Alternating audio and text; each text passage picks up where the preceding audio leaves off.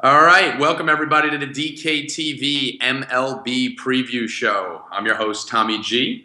Smizzle posted something on Twitter today about the NBA Mount Rushmore. I think I have the DFS Mount Rushmore here. I'm joined by Al Smizzle, Al Zeidenfeld, Drew Dinkmeyer, the infamous, and my boy, Donkey Ram, CSU Ram, Peter Jennings. What's up, boys? Not much. How's it going, Tommy? Good, brother. At least you said hi. Everyone else ignored me. Yeah. I think we're all waiting for where we were supposed to say hi. I thought we were saying hi as a group. Hi. All right. So what we want to talk about, the first thing, obviously, going into opening day, everyone's probably started to set some lineups. I don't know if you guys have messed with it too much. I started setting some dummy lineups on DraftKings. The big question is going to be to roster Kershaw or not roster Kershaw. He's got a dream matchup against San Diego, obviously one of the weaker hitting teams in the league last year. But this year they've added Kemp, they've added Upton. A couple of questions on this. One, we'll talk about Kershaw first, as far as he's priced about $1,000 more than Scherzer, who's the second pitcher, and $1,400 more than Felix. Is Kershaw going to be someone who you are targeting? What percentage of lineups might you have him in? Smizzle, I'll start with you. I mean, any chance that I can take to roster Clayton Kershaw, especially at home against the Padres. I know they've added some bats. They added Myers. They've added Upton. They've also added Kemp, but he's still Clayton Kershaw. What's our expectation there that he's not going to strike these guys out all of a sudden? Yes, there's a little more danger in that Padres lineup. However, I think you can dial down to guys like Kluber against Houston or Johnny Cueto against Pittsburgh at home for 9,800 and 9,600. So while I will have some Kershaw on opening day, I don't know if I'm going to have all of the Kershaw. Dink, what about you? Yeah, he's not a lock for me, which is really weird to say because usually I just plug in Kershaw and then work the hitters, and that's my day. But opening day, lots of good starters on the bump. You guys mentioned it, a lot more righty power in that lineup for San Diego this year, so they're not going to be as dreadful as they were against left-handed pitching last year. And some of the guys that are on the mound are in better matchups, in my opinion. So I will have some exposure to Clayton Kershaw, but I won't have the normal amount of exposure to Clayton Kershaw that I usually have. And Pete?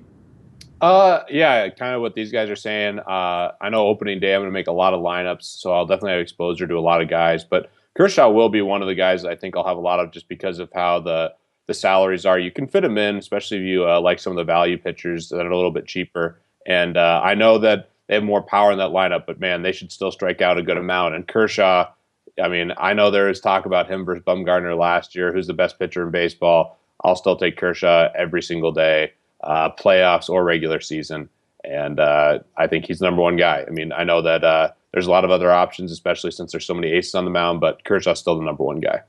Yeah, and to kind of stay on that topic, if it was San Diego's lineup last year, that would obviously impact your decision-making, correct? Is it the lineup that's scaring you guys off a little bit? Drew, I know you mentioned that the lineup's a little more righty-heavy with a little more pop. We also know Clayton's matchup proof. Is it more the lineup or more the price? It's both. It's really the lineup, the price, and then the other options that are there. I mean, opening day, there's just so many good pitchers pitching. So if I can get my hands at a lower price point at a guy that I think is 90% of Kershaw, that might make the difference for me in a bat that I really want. So for me, it's the combination of those three. And I know we talked a little bit about, Bumgarner's name's been thrown around. We talked about Kluber. I want to go down to the bottom end of this scale. Also, if you guys could each touch on a little bit, maybe for 10 seconds of your philosophy, whether you always like to roster high-end pitchers or whether you go one expensive, one cheap on DK. I think Henderson Alvarez is probably going to be a sexy pick. Someone who's going to be highly owned at 6,200 going against an Atlanta team whose lineup is an absolute dumpster fire this year. Pete, what are you thinking of Alvarez? I know his K potential isn't really there, but the lineup he's going against is really dog. Is he someone who's on your radar, and who else might you be looking at the bottom end? Yeah, definitely going to have some exposure. I think that makes a lot of sense on opening day. I think you're going to be targeting the Braves a ton this year with how many strikeouts we're projecting for that lineup. So I do like that, especially if you want to get in some expensive hitters, which obviously has a lot of value in tournaments, get those guys who have a lot of power. So I like to mix and match, especially if I'm using Kershaw. I think that's a good combo. I think we'll see that used quite a bit. But really, day to day, I mean, people always ask me about pitching strategy. Do you always take the expensive guys? Do you take the cheap guys? Is it a mix of both? And the honest answer is it really depends on that day. You have to really kind of look at the opportunity cost of taking two expensive pitchers. Are there a lot of good bats that day? Or in a day where, maybe it's not, there's not that many big bats, there's not a course field game or whatever. there's more merit to taking the expensive pitchers. So for me, it varies day to day, but on opening day in particular, I do think I'll use some star and scrub strategy for the pitching, just with Kershaw and Alvarez being a great example. What about you, Smith? Alvarez on your radar?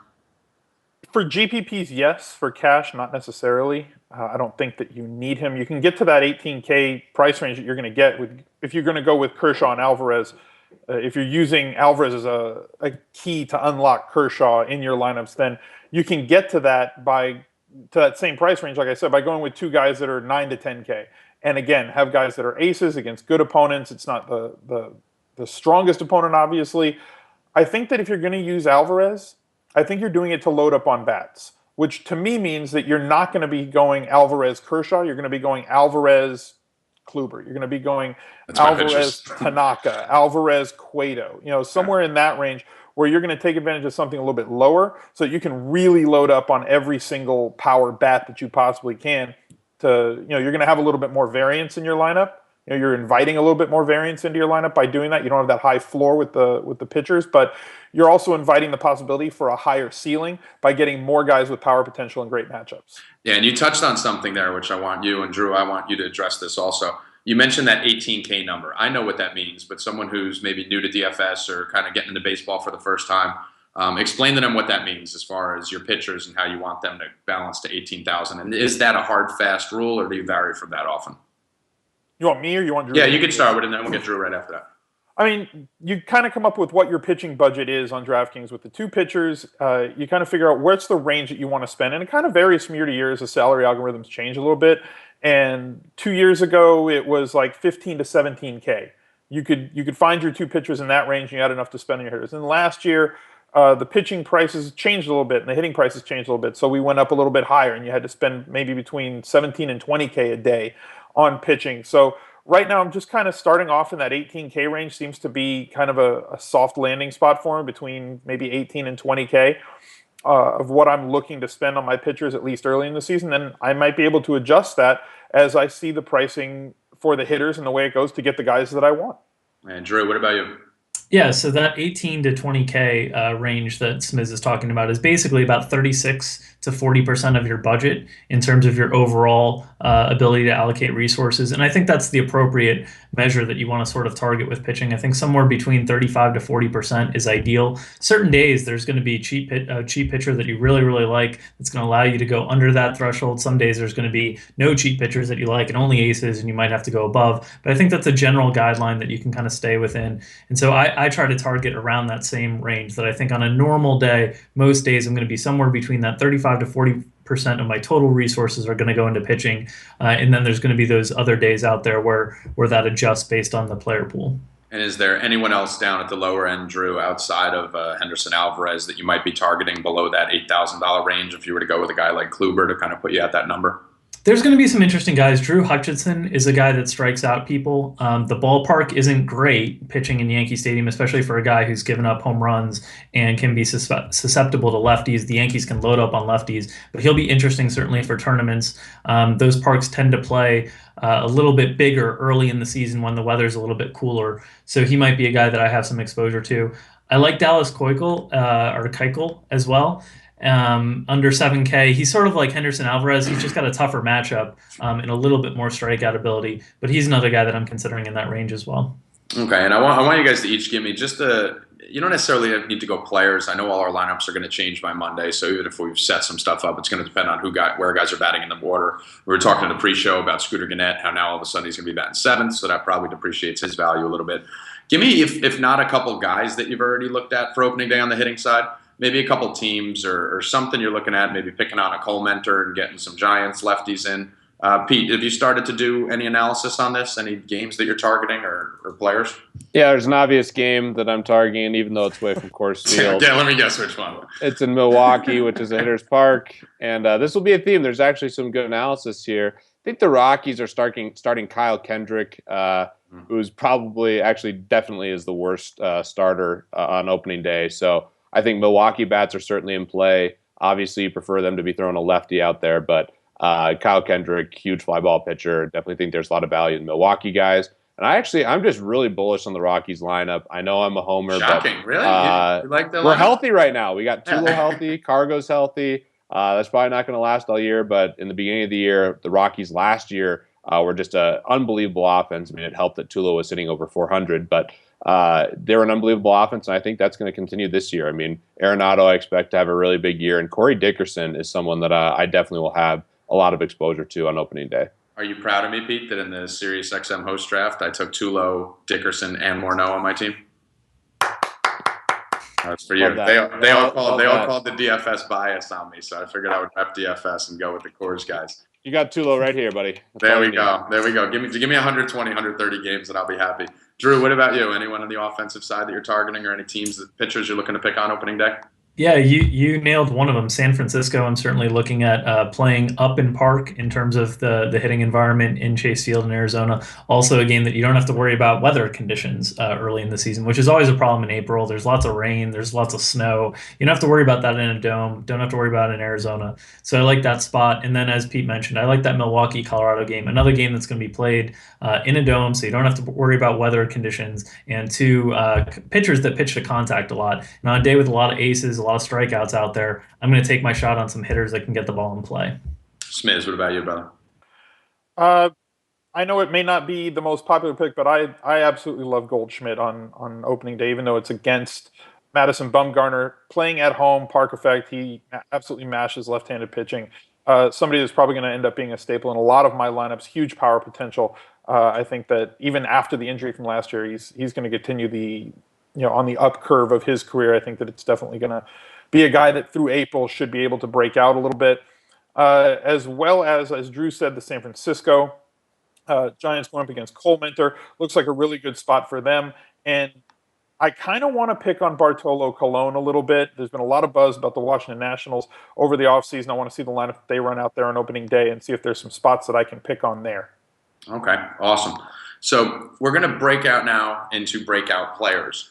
Give me someone who you see, and I know this may be more towards seasonal than it is DFS, but coming into that first week or two of the season, I think we almost got to treat this a little more like a seasonal impact, just for the fact that we've been studying spring training, we've been studying the offseason, and we're kind of looking at guys who are a little bit of sleepers, who are underpriced, guys like Michael Taylor, people like that. So give me one or two guys from each of you who are going to be low-priced opening day, like a Michael Taylor type, who you think are going to be some breakout players. Not Chris Bryant, that's a little too obvious, but someone who's a little bit of a sleeper who you have an interest in. Drew? The first guy that comes to mind is Nolan Arenado of the Rockies, and I know he's not super cheap. Damn it, Drew. He's not super cheap, but I think he's cheaper now than what he's going to be during the course of the season. A young hitter, growing fly ball rate, great contact rate, gets the benefit of playing in Coors Field. I think he's going to be a guy that during the course of the season, you're going to see most of the time around 5K, and I think early in the season, you're going to get him closer to 4K. So he's one of my big breakout players this year. And I'm going to go Pete over... next. Ask Pete next. No, I want to go to Smizzle next, so you can say another Rockies, so we have them all gone before it gets to Pete. Smizzle? So tilted right now. Yeah, no, I want him to tilt. I know how to get Pete mad. I want him to fester over there. Say a Rocky, Smizzle. Who's your favorite? No, it's not going to be a Rocky. It's not going to be a Rocky. I like the rookie outfielders, like Rusney Castillo. I like Jock Peterson. I like Dalton Pompey. Is it Pompey or is it Pompey? Got to be Pompey. Right? I want it to be Pompey because it's way more fun to say. He's going to explode. Exactly. Yes. Oh, I see what you did there. Bravo, Dink.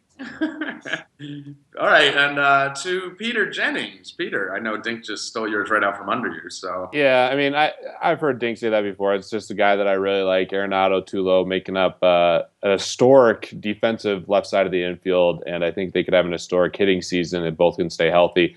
I'll go to Mookie Betts for the Red Sox. I think that's a guy that we'll see really climb up there. I know the win totals this year are really high on the Red Sox, and I think they're expecting a good offense, and I think he could be a big part of it. So someone I expect to definitely have a good year. I mean, everyone knows about Bryant. And then some other young guys that I think are going to – they're known names, but I think they're really going to excel this year. Springer, we saw, had kind of a breakout year last year. I mean, that guy is one of the best, if not the best, fastball hitters in the league, and I think he has another really big year. Then Manny Machado is another guy that I think is really going to bounce back after the injury. He's someone that I've been bullish on for a while, and I think he could have a great year.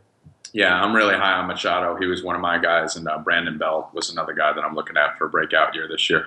So let's go through just a couple topics real quick. We'll kind of rapid fire these right now. Let's go into Chris Bryant. Just 20 seconds each on what you think, what's your prediction if you want to give a quick stat line. He's really good at baseball. I'll go to Drew. Yeah, I'm sorry. I'll call you guys out. Drew? He's my savior as a Cubs fan, and he's going to hit 25-plus home runs this year. He'll be up 2 weeks into the season. After the 12 games, right, Smiz? Yeah, he's going to be up 2 weeks in the season. I don't disagree that he's got a ton of power. I think he's going to strike out more than 130 times this season. Okay. And you said he's good at baseball, right, Pete?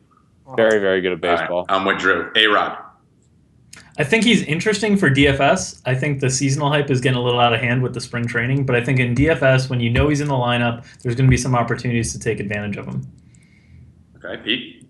Yeah, same as Drew. Especially against lefties, I think you can put him in there. Clearly has something to prove, and he's still chasing those home run records. So in the right spot, against a lefty, fly ball pitcher, I think he's a great play. Smash. Yeah, you're going to have to pick your spots with him. You're going to have to pick on specific pitchers when he's at home or in a hitter's park. He's not somebody I'm going to stream every single day. Okay. And is Billy Beane crazy? We've seen some of his offseason moves. He's kind of depleted that whole offense. Drew, I see you smiling. I'm going to start with you on that. He's crazy like a fox. Whenever he does this, it seems to work out. So I'm kind of putting my faith in Billy Beane. He's picked up some guys that I think could be interesting potential, breakout hitters. We saw Brandon Moss and Josh Donaldson kind of come out of nowhere. I think Ike Davis might be able to do that for them. But I'm interested to see what it comes up to because they had a great offense last year. We'll see what it is this year. Pete? I mean, he's done so many great things. You can't question him at this point in time. The one thing that I've noticed kind of looking through the team, and something that Jonathan Bales, another DK Porel, pointed out is that they picked up a lot of guys who have high fly ball rates. So a little interesting to see the direction that they're going to go. But I definitely can't call him crazy. He's been a great GM for a long time. Smash. Feels like he's playing Quienes Mas Macho with Chip Kelly this offseason, doesn't it? It's like, oh yeah, Chip Kelly, you're going to sign a running back and then sign a more running back, a more expensive running back? Quienes Mas Macho, I'm going to sign Ike Davis, and this is going to work for me. Quienes Mas Macho. Chip Kelly in the world can say that. or Billy Beane. It's it. We're playing to the Spanish speaking crowd here at DKTV. Yes, that's it. We're a universal crowd here. So I'm gonna get off that topic. Matt Harvey, on to something without any Quienes Mas Macho or whatever Smizzle was talking about. You said it perfectly. Did I really? Yes. That's just because I'm brilliant. It's not because I knew what it meant. Matt Harvey, obviously, is a topic of conversation season long and daily. I think he's a lot safer playing daily on DraftKings. But you worried about this injury at all for him from the year? Obviously, from a daily perspective, we have the luxury of only playing him when he's healthy. And unless he gets hurt during your time that you played him on that day, we don't have to worry about it. But you think this is a guy who literally could, compile a couple hundred strikeouts this year? Or you think they're going to tail back on his innings? Ding? I tend to think that they're a team that is trying to have a new kind of fresh look and try to compete right away as some of the other teams have tailed off in that division. So I think they're going to extend him. I think you're going to get a lot of innings. I think you're going to get a lot of strikeouts. The command was there in spring training, and that's usually the thing that is most concerning for guys coming off Tommy John. So I'm very bullish on Matt Harvey this year. Peter?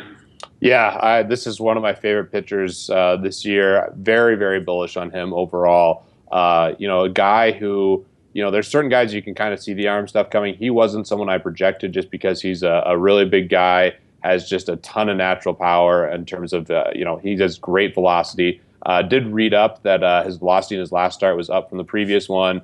I think he has a really low ERA. Not that spring training stats matter too much, but clearly just a very dominant pitcher. And as long as he stays healthy, I expect a huge year from him. Smith. I guess I'm going to be the voice of dissent. I like Harvey, but I don't absolutely love Harvey, and here's the reasons why. We've seen this movie before, guys having that first season back from Tommy John surgery. They come back, they feel really strong, they work it up, and then they're going to see that lull where they don't know if their arm can do what it's supposed to do. Their innings can't be what they were right before the injury. It's kind of like the Tommy John surgery now, that first year back, is to baseball pitchers what ACL injuries used to be to football players about 10 years ago. It's going to take that 1 year to really get back and really build up his arm strength and his stamina before he can really take off next year. So there's going to be spots where I use him this year, but I would not have targeted him for what he's going to cost in season long. Yeah, I personally think he's a better season-long play right now than he is a DFS play in April, just because I think he's going to work into form. But I'd be a little worried about using him in April, just because they might try and shut him down at 6 innings, 7 innings. Once he flirts with the 90-pitch mark. I want to talk about the Padres real quick. Their lineup is insane now on paper. How do you think it's going to affect these guys? Obviously, the park is still the same. I believe they moved the fences in a little in Petco, didn't they, Drew? Yeah, they've tried to spark more power. Or something. Yeah, they've tried to do that, but it hasn't really had a huge impact. The big problem that they used to have was the left-hand power, and they have no lefties really in the lineup anymore now. So I think the park will play better for the power for them, because the park's been more neutral to right-handers than it has been to lefties. But in general, I think this offense is kind of going to be like what the Braves offense has been the last few years, which is when they get rolling, they're going to be really effective, a lot of power, pile up runs. But when they're in a funk, I think they're going to be piling up strikeouts, and they're going to be very exploitable. So I think they're going to be a very volatile offense as a whole, because they're comprised mainly of pretty volatile hitters. All right, Smiz, I'm going to jump to you. I don't want to keep leaving you last every time. That's fine. I think that it's a better situation for them collectively, based on the fact that all the things that Drew just said. They moved the fences in a little bit. Right-handed power used to be dead there. Now it's okay. They don't really have the lefties. Aside from the fact that they get to play a bunch of road games at Coors and at Chase. So they seem to be a team for me in daily that I'm going to be targeting when they go on the road within that division. Because based on the fact that they have to play a bunch of games at AT&T, a bunch of games at Petco, a bunch of games at Dodger Stadium, it's going to hold their price down a little bit. And then when they hit those hitters parks, they have a chance to really take off. So their prices should be low when they come in, and then higher when they leave those series against the Rockies and Coors, and obviously against the Diamondbacks in, what is it, Chase now? Is it used to be the Bob, it's Chase Field now, whatever. The place where they have the 3-foot-long hot dog. Peter? Yeah, I mean, I think I agree with these guys for the most part. The one thing that's going to be really interesting to see from a DFS perspective is just how bad defensively they are.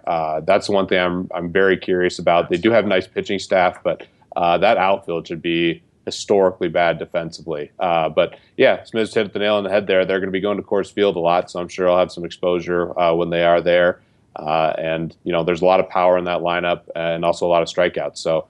Definitely going to be a polarizing team in terms of when to target them, because they can burn you and they can really reward you if you're taking pitchers against them or taking them as hitters. So it's going to be interesting to see how it plays out this year. And I hope the Rockies do better than the Padres, because that division's getting really tough.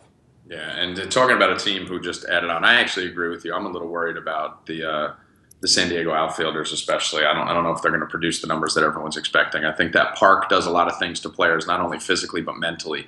We saw what happened to David Wright when he started playing in City, when they backed the fences up, how it just totally, he admitted after the season it screwed with him mentally. So I'm going to give it a couple weeks before I start rostering those guys outside of Coors Field.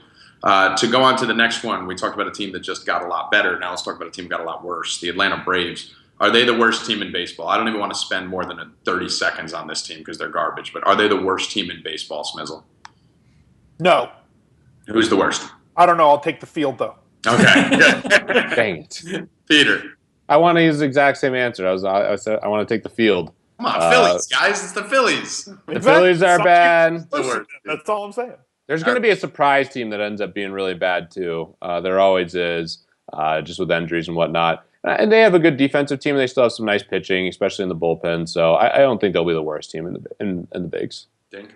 They can pitch, but they cannot hit. They're going to be one of the worst offenses in all of baseball, and they're going to be a fun one to target with DFS pitchers. And I want you to just answer this question, Dink, because we got to move on. Freddie Freeman, I see a guy you're going to be avoiding a little bit this year because no protection in the lineup. Yeah, you got to wait till that price comes down, because he's priced off of being surrounded by Justin Upton and Evan Gattis. He's no longer surrounded by those guys. Got to wait till that price comes down before targeting. Avoid or target for Freeman?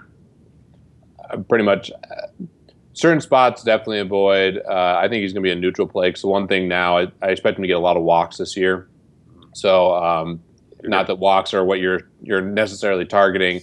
I do expect him to put up a decent average. He'll be somewhat consistent, but he's really going to have trouble to hit for power this year, I think, just because he's not going to see that many pitches, and that park is not good for a lefty either. So more and more down, but kind of neutral relatively. Okay. So we were talking about a lot of people to stay away from and people to target? We've already hit most of this, but there was a couple situations. Give me one or two guys that you're going to be targeting more. We've kind of just talked a little bit. We haven't mentioned Donaldson yet. He's the first guy that comes to mind for me. Going from Oakland to Toronto, it's going to be obviously beneficial for him. Give me a couple guys outside of, Freddie Freeman or the San Diego guys who might have a little downgrade. Some guys that have changed teams and changed scenery who you're going to be targeting or avoiding because of that scenery change. Drew? so targeting. I'm going to be targeting more Cubs this year than I have in the past. And I'll probably wait till Chris Bryant comes up and the lineup's really completed out. But you had Miguel Montero, you had Dexter Fowler. There's a lot more depth to that lineup. It makes Anthony Rizzo and Starlin Castro much better plays with more depth to the lineup. I'm also going to be targeting. You mentioned Josh Donaldson. There's another guy that came over to Toronto from the AL West, Justin Smoke, who's going to be very, very cheap, a lot of power, potentially could hit in the middle of the lineup. He's another guy that I'm interested in targeting. Smith? I'm going to target the Angels this year. They're a good offense. Everyone's targeting your favorite team. Yankees. He's really good at baseball. Figured I'd get in an Angels plug. I mean, I was the only guy who hadn't plugged his favorite team yet. You got your Yankees hat. Yeah, exactly. Pete has answered every question with most best ability, Rocky. I'm probably going to be fading as many Braves as I can. I'm probably going to have very many Braves bats, although there will be spots to pick and choose from. It's not going to be when they're at home facing any above-average pitcher. I mean, back to Tulo. Obviously, I'm on the Rockies this year. That's a no-brainer.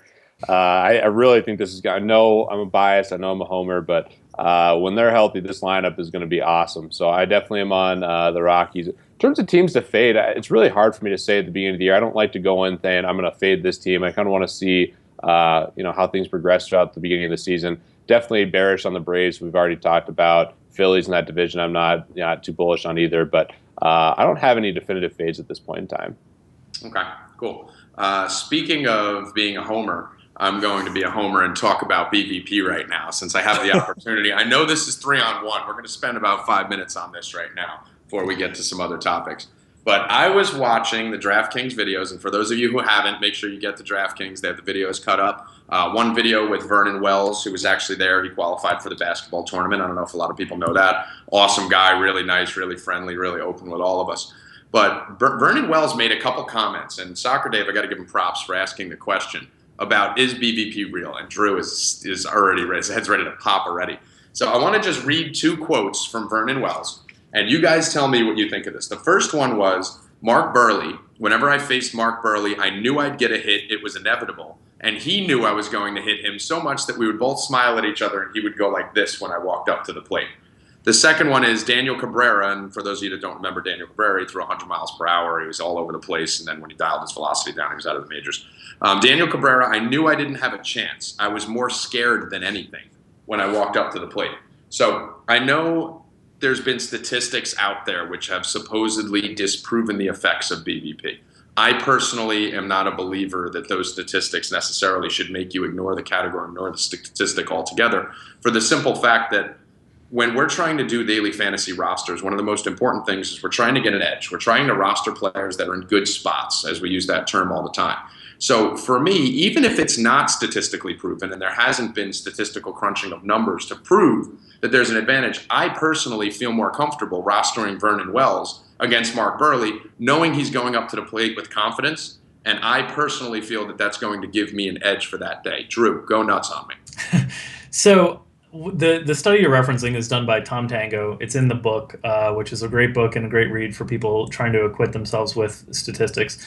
But basically, my takeaway from the study is that as a whole, broadly, BVP is not predictive for future performance. Now, what that doesn't mean is that there will be individual anomalies in any bell curve distribution. You'll have outliers that are outside the lines, and I think that happens with certain players. The problem for me with using it as a decision-making tool is I don't get to talk to Vernon Wells and find out if he feels really great going up to the plate against some guy that he's 7 for 9 off of, instead of knowing that from that interview that he feels great against Mark Burley. Because I don't have these personal relationships with the players, because I don't know if they particularly feel great or feel confident or are picking up something, I'm not going to use it in my analysis and my research. Do I think there's going to be outliers where it certainly is playing a role?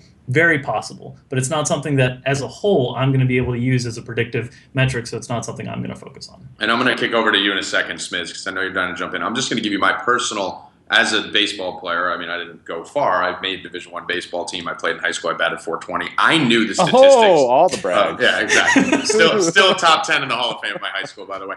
But I knew that there was kids from Oradell, this kid Jacobson, who was a pitcher from a town over, who I knew I owned him, and I only faced him 3 times in my career. I'm going to tell you guys, these players know. If they have multiple at-bats, they know. If it's 4 at-bats, maybe not, but they know. We spoke to Ricky Henderson at one of the events. We spoke to Vernon Wells. I've spoken to probably 15 different minor leaguers. My best friend Trevor played in the minors. The pitchers and the hitters do know. So, Smiz, are you in agreement with the reasons why Dink said if you knew that Vernon Wells knew, would you then bring it into account, or do you have a different reason for not using it? Well, since we're name dropping, having conversations with players, Yeah, I had a conversation where Bill Hall tried to convince me that Prince Fielder was an outstanding defensive first baseman.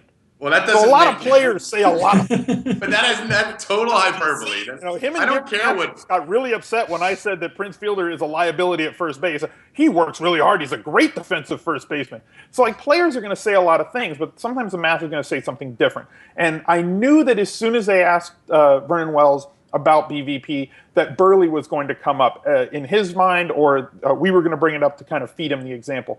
Now, here's my thing. As Drew said, there's a lot of noise, and we don't have access to these guys to say, okay, well, do you own this guy, or do you just feel more confident, or what is there? He also mentioned somebody that he doesn't hit well against, who is a totally different profile of pitcher, as opposed to a lefty, who Vernon Wells career-wise does way better against than righties, and guys who throw between 85 and 91 miles an hour, who he does better against. So if you add up lefties who throw 85 to 91, and you looked at all of his BVPs against those profiles of pitchers, I guarantee you they would be probably higher than his profiles of lefties that threw 95 to 99. In fact, he mentioned how, all these guys that he mentioned who he does well against were all kind of soft-tossing lefties. And then he mentioned, well, there's these other guys that have come up now who throw ridiculously hard from the left side. And he's like, and I really, it's like they're just tougher to hit against. Where are these guys coming from? So, like, it's really the profile of the pitcher that gives us the larger sample size. It also gives us the largest sample size from the hitter's perspective, where these guys face off against these guys who throw a specific pitch at a specific miles per hour range, fastballs in this range, sliders in this range. I think that's what they hit better. And as Drew said, it gives us a larger sample that we can actually analyze these guys from a math perspective, because we don't have access to them and say, do you feel confident about how you're going to face off against this guy today, or is there just noise? Yeah, I actually agree with you 100% on that. And I think a lot of people, because I'm the BVP warrior, a lot of times I just do it just to start fires on Twitter. It's actually probably the 6th thing that I look at when looking into it. Basically, I use it more for kind of guys that are kind of close. If one guy's 17 for 34 and the other guy's 1 for 8, I'm going to definitely weigh that heavier than maybe you guys would, but I'm definitely going to look at it. The big thing I agree with is types of pitchers. I think that's the most important thing. Certain guys who hit sliders, and I've actually been hunting around all offseason to find some data on this, and hopefully we'll be able to bring some of this up on future shows. But Pete, I don't know what your stance is on it. I know you me and you have debated it a little bit, but are you totally against it? I just disagree with people totally throwing it out like it doesn't exist. Like it exists. It's something that can be factored in, even if it doesn't have a statistical proving point of it. But Pete, what's your take on it real quick? I know Drew would love your last sentence there, even though there's no stats to back it up. Not everything needs to be proven statistically. I cannot roster a player today because I watched the game yesterday and he looks like his wrist is hurt. There's no statistics that show me. So not everything has to have a statistic behind it. That's my argument. All right, I can, not everything. I can agree with that. I'm more towards the side of being pretty much completely against BVP. I think there are some anomalies. I mean, we saw Goldschmidt with Lincecum be a big topic last year. I played Goldschmidt that day. There's a variety of spots where, especially if you see someone has good BVP and like Smith says, oh, they also have really good splits versus a lefty. This guy's a fastball pitcher. They hit fastballs really well. Okay, obviously they have good splits over a big sample size versus this type of pitcher. And what do you know? They have a good BVP versus this guy. That's when I'll definitely, I think that's a great sign. But for the most part, I mean, it's just such a noisy stat. I mean, you can see some of these BVPs and, 20 of the at-bats could have been from like 6 years ago when they were in the same division together. It's a really, really noisy stat and something that I don't use personally too much. But I love that you're pimping it out there, Tommy. Just keep telling everyone to use BVP. Well, Keep being the I will BVP warrior. No, I will. And what a lot of people don't know is I actually have a couple different websites out there, which I don't know if I want to release just yet. But there's a couple of sites that I use where you can actually factor in the BVP year by year and go break it down. And what I do when I have that in my correlations, I actually go look at the years. I don't go more than 3 years back when I'm looking at it. And then I try to see if it's a pitcher who's fallen off a little bit, I'll weight it less. If it's a pitcher who's fallen off, I'll use it higher. I do agree with you guys, though, that just looking at a blanket BVP for what you said right there, Pete, is definitely the wrong way to use the statistic. I'm going to ask you guys each, is it real or is it not? Now, if you say it's not, that means it's a tool that should never be looked at. So keep that in mind. If it's not real, it doesn't exist, and you shouldn't even glance at it. But it's true, right? If it's not real, if it's real, I don't care about how much, whether it's 1% or 100% of your analysis. Is it real, Peter? It's greater than 0.1% real. Smizzle? Is P&E ratio real, Tommy? Yes. Unfortunately, it is. P&E ratio to me is the P&E is to you what BVP is. Yeah, I hate P/E ratio. I think it's the most. There you go. Statistic There's the answer. But I'll admit P/E ratio is real if you admit BVP. And think. It's not predictive. Okay. Oh, there it is. I tried to bait you guys into it. At least I got Pete. So I knew I'd get that donkey into it. All right. So to talk about some pitching injuries, there's been a lot of topics of late on how pitching velocity is up, and Drew, you might have the exact stat, or Smizzle. Velocity's up like 3 miles per hour over the last 10 years or something. Do you know what the exact stat is, Drew? No, it's not quite 3. It's closer to like 1.5, 2, which is still really significant. Yeah. But yeah, velocity is rising, and of course, as we know, arm injuries are also on the rise. Right, and that's one of the things I wanted to ask you guys about. One, is this something that you're going to factor in to, I guess it wouldn't be daily as much, but most of our daily players play season long too. I actually get scared when I see a guy who throws gas who hasn't had Tommy John yet. It's actually more comforting if they have and they're a year or two past it. But the other thing is, do you think that pitchers should have preemptive surgeries? I was reading some stuff even where they were having kids getting Tommy John surgery for no reason in some areas of the country, and there was a big outcry about it. Smiz, I want to start with you on this one. Do you think that pitchers should have preemptive surgeries, and do you think there's any validity of this?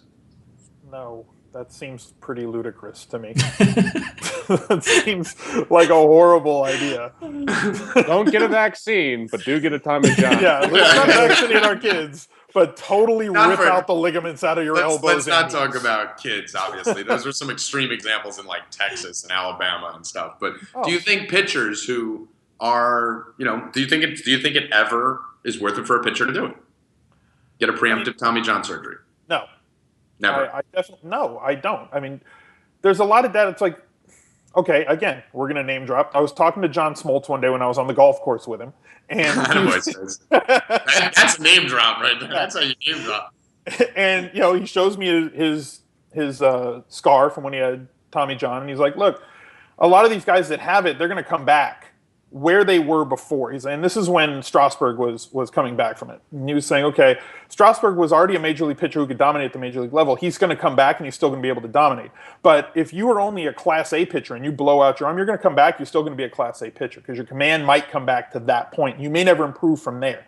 So getting the surgery before, it's like there's been a lot of, this is such a wide conversation, but like there's a lot of stuff that blends into like this injury nexus sort of stuff, where like guys who throw a certain miles per hour from age 19 to maybe 23 or 24, they're a higher probability to receive some sort of elbow injury. Once they get past that, you get guys like Kershaw who have, knock wood, have never gotten anything like that. A lot of it seems to be genetic. Some of it seems to be mechanics. It's nothing that you can really predict, but a lot of it comes down to, as Drew mentioned, guys are trying to throw harder because the harder you throw, the faster you move through the minors, the faster you get to the major leagues and start your ticking clock, the faster you get to arbitration and free agency. So if you can get to the majors, the fastest way that you're going to get there, these guys are going to do it. And unfortunately, it's with just throw the ball as hard as you possibly can for as long as you possibly can before your body breaks down. Drew, I wanna hit you next on this because I don't know. I have a feeling that you might be in favor of it at some points. What's your take?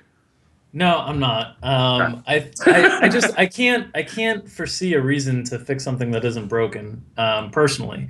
So I don't see the reason to do that. I do think it's interesting if you're trying to use velocity as like a predictive injury tool. I think it's interesting that most of the Tommy John surgeries and the injuries that are happening are occurring between a certain age range. So it's generally the younger pitchers that we've seen the last few years, Jose Fernandez, Matt Harvey, so on and so forth. So it seems like once you get to a certain point in your age, that the risk of a Tommy John injury goes down significantly. And it seems to be somewhere around 25, 26 that these guys seem to be clearing some sort of hurdle. So I think if you're looking at it from like a predictive standpoint in terms of trying to predict injuries and trying to use that to your advantage in like season-long baseball or something like that, I might focus on pitchers who aren't extreme velocity guys outside of that age range of like 22 to 25. Well, to play devil's advocate here, it has been statistically proven. I know you guys love statistically proven things, that pitchers do come back from Tommy John surgery stronger than before the surgery, correct? There's been some, I think there's been some minor velocity increases, but somewhere on the levels of like less than a mile per hour. But yes, throwing harder than they have been before. So statistically speaking, Pete, if it's been proven that they come back stronger statistically, unlike BVP, but statistically, let me give you an example, because I don't think anyone who's got a healthy arm should just go get Tommy John surgery. First of all, you're going to miss time, and you're not going to take a year out of your career. Your mechanics might fall off. It's a difference. But if you have a pitcher who has a shoulder injury and is going in to get shoulder surgery and is within the age range that Dink was talking about and is a hard thrower, would you then be somewhat in favor of them getting Tommy John done at the same time, since they're going to be out for a year and it's been statistically proven that their velocity should increase a mile per hour? Yeah, if they have a large sample size, say definitively this is going to be better for the pitcher long term, they're going to miss X amount of time, let's do them both together. Sure, I'd be behind it. I do think it's interesting, the age aspect is very intriguing, because what Smith said and what Drew said definitely correlate. Pitchers are really trying to throw as hard as they can, to move as fast as they can through the minor leagues. They get into the league, they're pitching more adrenaline. It makes sense that these guys are having these injuries when they're a lot younger, before they learn to really pitch. And that's something that hopefully will change over time, because it's obviously not good that we're having all these injuries, but it is what it is. And definitely not in favor of preemptively getting these guys surgeries. I think that's definitely a mistake. Yeah, we only got a few minutes left. So just under the example that I gave Dink, just a quick yes or no. No, yes or no in that situation. Just still wouldn't do the surgery? Move on. Okay. All right, Smiz, yes or no? No. Okay. So Don't me and Pete your are body 2-2. if you don't have to. Me and Pete, 2-2. Okay. So I want to go over some DFS predictions. I want to wrap this up. We got about 5 minutes left. So I want to hit on some DFS predictions. First, let's talk about some breakout players. I know we kind of touched on it before a little bit. We talked about some Arenado, guys like that. Just give me your favorite rookie. Who's going to win Rookie of the Year? Let's start with this. Give me two. Obviously, Chris Bryant's the easy answer. Don't cop out. But who are we looking at as a rookie who might be a bold prediction to win Rookie of the Year, pitcher or hitter? Dink. Bold prediction would be, Jorge Soler wouldn't be bold either. Right, so give me one regular and one bold. Give me a non-Cub. I'll go Soler. Non-Cub. Nice, no, I can't go non-Cub. Him, I can't go non-Cub. Soler in the non-Chris Bryant category. Addison Russell, who I think is back in the major leagues, or in the major leagues debuting before Javier Baez comes back up. Go Cubs. 4 Cubs in that speech. Yeah, yep. Exactly. Pete, what are you thinking? Who do you think's the sleeper Rookie of the Year? The Rockies have any rookies coming up this year? I was just going to say the only Rockies I can really name are like right now. Jonathan Gray, the Rockies rookie pitcher. He's going to set the world on fire pitching at Coors Field. I really don't have that great Rookie of the Year calls. I mean, if I were to name anyone, obviously I'd say Bryant at this point in time. The Red Sox have a couple guys. Betts I don't think is eligible, but Castillo is, I believe. So that's where I'd go right now. But certainly, I would not. I don't feel too confident about predicting the Rookie of the Year at this point. All right, Smith. All right, I'm going to go National League. I'm going to go off the reservation here. We're going to go with Mr. Peterson. Pardon me, Mr. Peterson. It's a good call. But you're a Dodger. And we're going to go with the American League, Steven Souza. Another fun name to say. I'm just all about the fun names in my Rookie of the Year predictions. Nice. That was well done, Smith. I'm going to give you a few guys. I've been in full-blown seasonal mode. Just at least a few guys to keep your eye on. Obviously, Dalton Pompey, Aaron Sanchez, if he could put it together. Devin Travis would be a guy that we'd be looking at. Carlos, is that mine or yours? Something's in my ear. Carlos Rondon would be another one that I would look at, too, in that situation. So those are a few guys maybe to keep your eye on, especially on your DFS rosters. They're probably going to be underpriced. A couple of them aren't up yet. Lindor would be another one, too, when they come up. So might be a few names to write down when they come up. They'll most likely be close to minimum price. You might be able to get some value there. Who's the Blue Jays pitcher that was living in a van down by the river? Daniel Norris. Yes, There you go. Daniel Norris. Yes, another Anybody one. that lives in a van down by the river gets my vote. Yes, yes. And give me one. Tommy or two. Galati too, also who batted 420. 420, high that's school, right. also Big in the Hall career. of Fame. When I get my Tons of home chance, runs. you want to roster me. The Yankees are going to be calling him up. What position are you, Tommy? Dude, I feel that it's the role. I was a shortstop. I feel that it's the role of the host because of Soccer Dave Replace talking Derek about Jeter. Soccer Dave talking about his potential NBA career every time he's on the show. I figured it's the host's role to talk about their propensity to possibly have an opportunity to play in the majors. So my major league team would be the Yankees, and I will be replacing Derek Jeter. I'm just waiting for the phone call. Bring the average age of that roster down, Tommy. That's true. I actually probably would, believe it or not. It's the only place I'd be young right now. Give me a couple of teams that might be. I know there were some teams last year who maybe we targeted as far as pairing players, 2, 3, 4, 5 hitters. We'll put them together. No, Pete, you're not allowed to mention the Rockies. We all know that. But give me one or two teams. We talked about San Diego earlier. Give me a team maybe that's on your radar. I'll start with you, Dink, who maybe you're a little more high on this year and you actually might be looking to pair some players from. Houston is one of those teams that last God, year, Yes. a lot of people Unreal. I should start with like to Pete. attack with Pete the only hitters. knows one thing, so I should start with him first because Gaddis, Springer, the whole deal. I mean, come on. There's a lot of right-handed power. That short porch in left field for Houston. It's going to be a volatile lineup with a lot of strikeouts, but it's going to be one that can be fun to pair players with on the same day. Pete is running so bad this show. I'm gonna That's all I had. Dude, his notes are like a sentence. It's like, What do you mean to say? He's got like a word. Yeah, he stacks the Rockies and their opponents every day. He He doesn't just know has anything. a picture in front of him, and he Wins speaks millions to the of picture. dollars stacking the Rockies. Did it twice. The Smizzle. What about you? Who would you like to pair up in your lineups this year? Mike Trout with any other Angel not named Mike Trout. Yep. There you go, Recipe for success. And Peter, if you had to do some lineup pairings there with 2 through 5, what team would you be looking at outside of the Rockies? And Houston, man, that I'll tell you one team I think is interesting is Seattle. I think Seattle's going to have a really good year when they're away from their park, especially on the road. If they move to like Arlington, I think they could be a really really powerful lineup there. Love the Nelson Cruz addition. I think that balances out the lineup quite a bit. And then in addition to that, one thing I'm going to look at in terms of taking one team a lot is going to be the Nationals pitching staff. My goodness, that staff could be pretty good this year. Yes, Strike out all the hitters. 100%. All the wins, all the stats. 100%. And give me a playoff or World Series prediction, a team that you think is going to possibly be able to get to the World Series. And if you have a World Series prediction on which two teams might be in it, shoot. It's going to be I'll go tough for first. these two guys. It's going to be real tough. This I'm is gonna a tough say, answer. I wonder. In the AL, I have Seattle, who I just named. I think they're a sneaky. I think they're a nice pick. I think the chalk answer would be the Mariners and the Nationals, but I'm going to go Mariners-Rockies. Rockies with a win. Chalk as the Mariners. Wow. That's Wow. I don't know if it's the It Mariners are as chalky as the Nationals, but they're kind of chalky. DKTV hashtag is about to blow up Yeah. as soon as everybody hears that.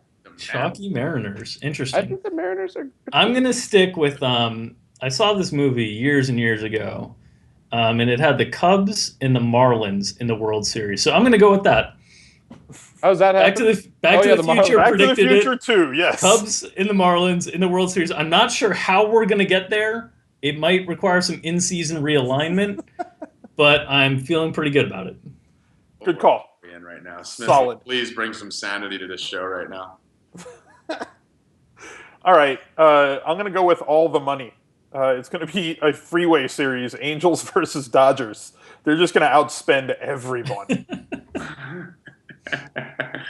Oh, you guys are crazy. I might as well go Yankees since everyone else is using their own team. So That's just crazy talk. It's just absolute insanity. But so is everything that's come out of Pete's mouth for the last 45 minutes. So I'm going to just say Yankees because I'm a Yankee fan, and then I'm going to go with the Nationals. I think this is their year. And I want you guys to head over. There's some huge contests coming out for MLB. DraftKings has done a phenomenal job giving us an amazing opening day weekend starting on Monday. So we have the opening day slugfest, which is a $20 contest. $500,000. Did you guys ever think we'd get to a point where on opening day Monday of baseball we had a $500,000 prize pool? Crazy. Do you remember when we started 3 years ago? It was like $500,000 would be a season's worth of prize pools. Yeah. We have the perfect game, which is a $200,000 prize pool. It's a $300 entry. The slugfest has $50,000 to first place. You can turn $20 into $50,000, $30,000 in the perfect game. There's some higher dollar ones in the Gold Glove if you like the baller status at $1,000 entry. And then we have even the $3 moonshot, which got $10,000. It's turning $3 into $10,000. That'd be a nice Monday for someone in there. So these contests may look like right now that they're not going to fill, but trust me, they are. People are sitting in there with their NBA money still going in. So most people are trying to work their budget. On this weekend, you're going to see money flying into these tournaments at a very rapid rate. So if you're not in it, get in it. Also, we have the DK store, which has been all upgraded. And if you don't have any money in your account, you could buy some money from the DK store, buy some tickets for it. So what we're going to do now, we're going to wrap this show up. Thank you guys for tuning in to DKTV. This was the MLB preview show. I want to thank my co-hosts, Drew Dinkmeyer, Donkey Ram, Pete Jennings, and Al Smizzle. I'm Tommy G. And stay cash in DraftKings. Bye, everybody.